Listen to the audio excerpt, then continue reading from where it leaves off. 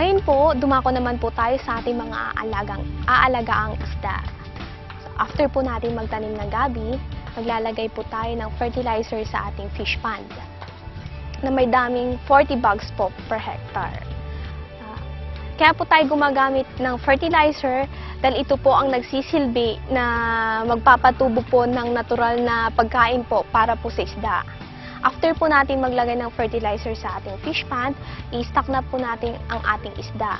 Mag-i-stock po tayo ng isda 15 days after planting ng gabi.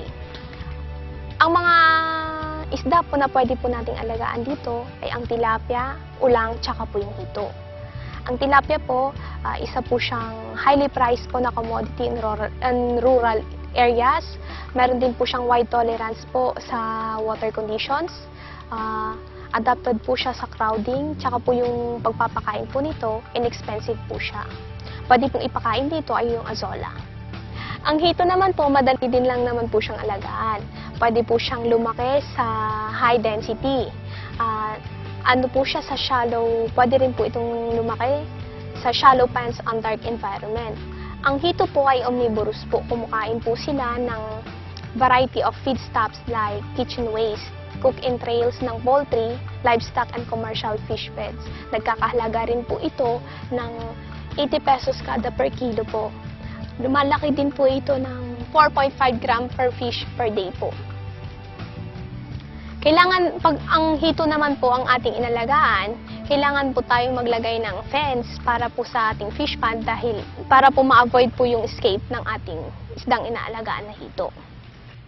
Kung ulang naman po ang ating alagaan, maganda po ito dahil ito po ay high-value species that can be grown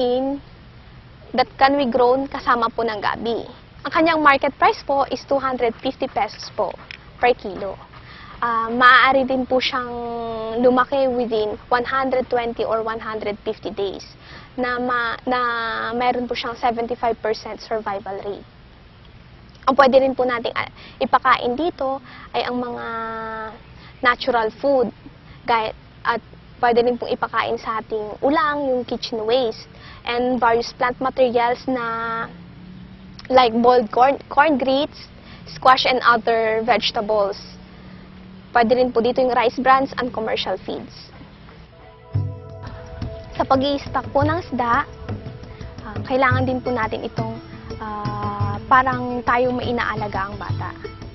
Sa pag-acclimatize po ng ating isda, dapat po natin itong ilagay sa ibabaw po ng ating fish pond. I-acclimatize po natin ito within 10 to 15 minutes upang ang temperatura ng tubig ng ating fish pond at ang tubig dun sa plastic ng ating isda ay magtugma upang makaiwas po ito sa stress. Pagkaraan po ng 10 hanggang 15 minuto, maaari na po nating pakawalan ang ating isda sa plastic sa ating fish pond. Sa pag-aalaga po ng ating isda, upon stocking po natin, ang pag-stock po natin ng ating isda ay maaari pong early in the morning or late in the afternoon. Pag early in the morning po natin itong stock, kailangan po tayong magpakain ng ating isda sa afternoon po noon on the same day. Sa pagpapakain naman po ng ating isda, magbibigay po tayo ng 5% ng kanyang body weight ang ating ipapakain. Sa loob po ng isang buwan, dapat po nating pakainin ang ating isda ng 5 times po every day ang ating pagpapakain. Sa loob naman po ng 2 buwan hanggang sa anihin po ito, mag-a-adjust po tayo ng feeding rate po natin. Magiging 3% na lamang po ito or magiging ang pagpapakain po natin sa ating isda, magiging 2 beses po kada araw. Pwede na po nating anihin ang ating alagang isda sa loob po ng 4 na buwan. Or kung yung target size po natin ay naabot na po niya. Sa gabi naman po, pwede po natin itong anihin sa loob ng 6 na buwan hanggang 8 buwan po.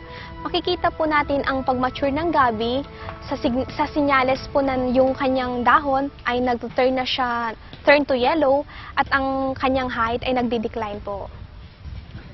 Maganda po ang isda at gabi culture dahil kumikita ka na sa gabi, kumikita ka pa sa isda. Aside from that, ito po ay masustansya. Ito po ay practical and profitable para po sa household, backyard, food production, microbusiness, and village nutrition. Napaka-importante po ng technology po na ito dahil nagpo-provide po siya ng better nutrition po para po sa far-flung villages or barangays. Ang advantages po ng isda at gabi culture po, ang isda and gabi nag-i-increase po siya ng soil fertility, nagre-reduce po siya ng weeding cost, and ino-optimize po niya yung soil use and farm space. And some other fishes po, like tilapia and red paco, kinakain po nila yung weeds po. Ang gabi rin po ay hindi po siya masyadong pinipeste, kaya hindi po siya nangangailangan ng pesticides. Aside from that po, yung fish waste po, yun po yung ginagamit po na fertilizer din po para po sa gabi. Marami pong variety ang gabi. Mayroon sa Pilipinas po, mayroon pong dalawang klase ng gabi na major variety po niya, ang upland and lowland gabi. Sa project po na ito, ang ginagamit po natin ay ang lowland gabi. Ang mga lowland gabi po, mayroon po kaming mga iba't ibang lowland gabi na itinanim po dito sa ating center. Meron pong galing po ng Baguio, Manila, Bataan, Bicol. Yung Bicol po yung pinakamahal po na gabi. Nagkakahalaga po ito ng 25 pesos po kada bunga po nito. Napakaganda po ng isda at gabi culture. Pag ang ginamit po nating isda ay tilapia, magkakaroon po tayo ng kita na 16,890 pesos sa loob po ng 5 buwan sa 1,000 square meter po na land area.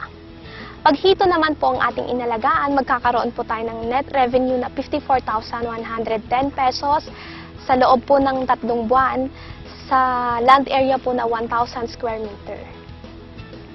Maganda po ang isda at gabi culture dahil sa isang maliit lamang po na area po nito, malaki na po ang ating kita. Aside from that, ang gabi and fish po is nutritious po siya para sa atin. Kung kayo po ay interesado sa project po na ito, maaari po kayong tumawag or kumontak sa telephone number ng BIFAR Nifty DC na 075-653-0385. Or maaari po kayong pumunta sa aming opisina sa Bunuan, Binloc, Dagupan City.